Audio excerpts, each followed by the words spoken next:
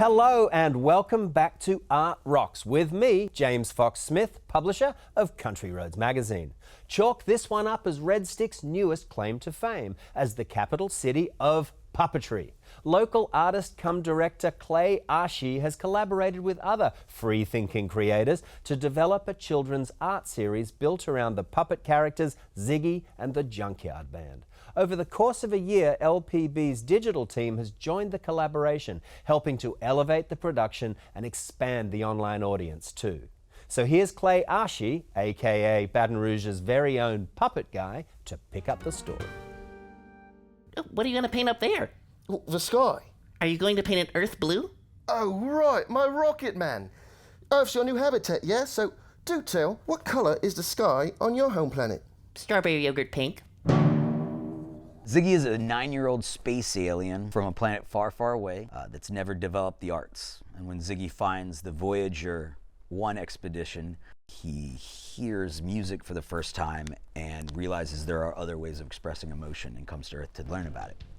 He meets a band of puppets who are all in the Junkyard Band, and there are 6 of them. They each have a very distinct personality. They each like a very distinct form of music. They each have their own skill sets.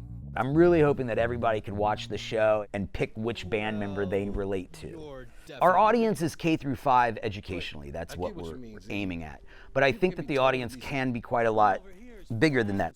This is going to be a show that parents like watching with their kids. I think this is going to be a show that college kids tune into because it's kind of funky and fun. I'm hoping that we talk about art in a way that's going to be enriching and illuminating for a lot of people. But specifically, we're making sure to hit core curriculum and art concepts that are going to hit K through 5. I'm Elizabeth Foose, who's our education advisor and writer. What Foose is able to do is to take both her and my passion for the arts and really understand not just what do kids need to learn, but also how they are gonna best learn that information.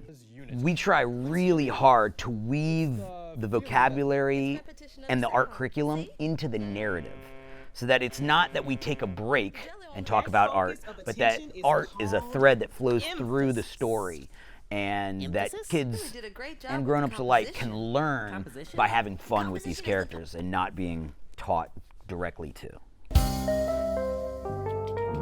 Oh, Ziggy! Oh, hey Nick. What are you doing? Well, I'm in my creative space. So, I'm from outer space, and this is the band space, and you're in your creative space. I'm not sure I quite understand space. Our first episode, the theme of the day is space. And so not only do we want to talk about how space is used in an art form like painting, but we also want to talk about how space is used in our everyday lives, so that there's a character who is trying to fill a space in the room, and they're trying to figure out how to best do that. And so now we have the art concept applied to art, but now also applied to real life. I think that people misunderstand the point of arts education. We like to think of it as a way to create artists. And to me, the point of arts education isn't necessarily to create new artists, but to enrich the lives of all people. Everybody's lives are benefited from the arts, and we learn so much through the arts that I think it's really important and good for everybody, not just people who want to be artists. I'm making art that you can see with your eyes.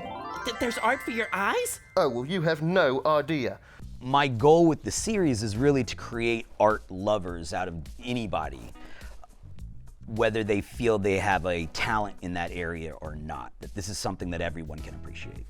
Arts education is one of the first things that gets cut in schools, and so we really saw this as an opportunity to bring arts into the school system in a way that is fun and entertaining and really unique. It's a really unique concept.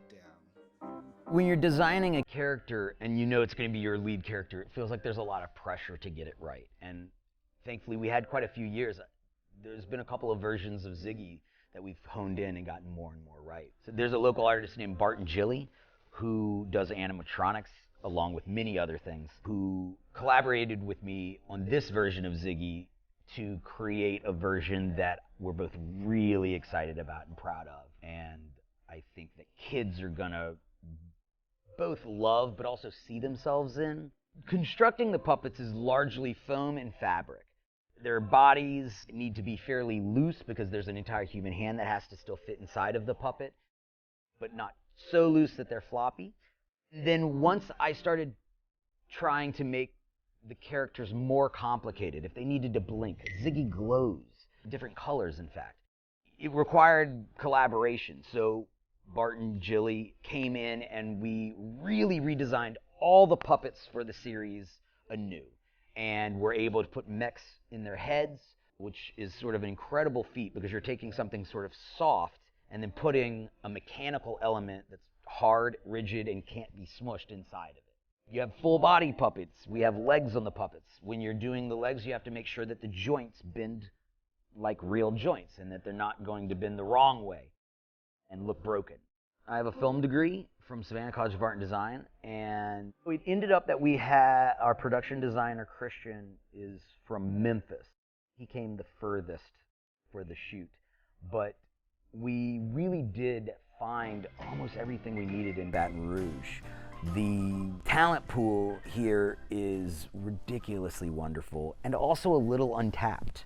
Words aren't the best way to understand dance. Well, movement does Every work episode better. of Ziggy's Arts Adventure has a special guest star who is a Unity. wonderful, talented artist that we've pulled. We had John Gray come play trumpet with us.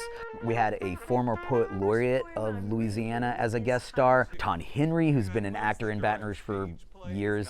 And we have a very, very special guest on our last episode. It was the First Lady of Louisiana, Donna Edwards, is going to stop by and visit the junkyard. Neat. The joke about puppetry is that every shot with a puppet is a special effects shot. And so on a film set, if you have a big special effects shot, you save that for your afternoon, you make sure you're planning around it. We are doing pretty normal numbers of takes. We're not doing too many takes.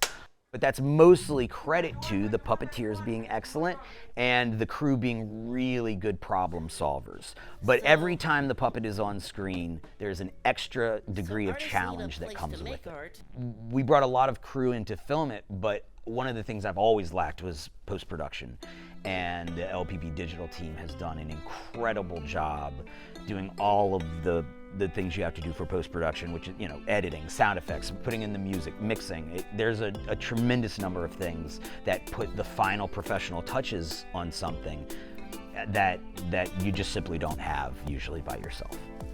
This has been a true collaboration between LPB as a station and with Clay as the creator.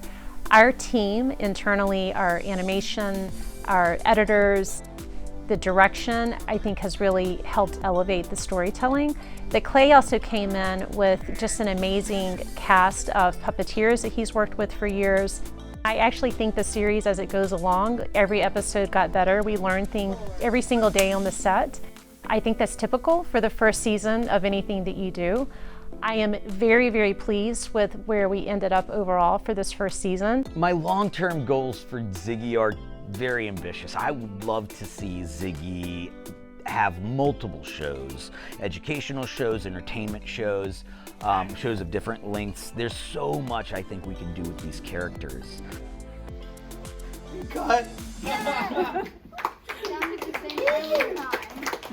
That's a wrap.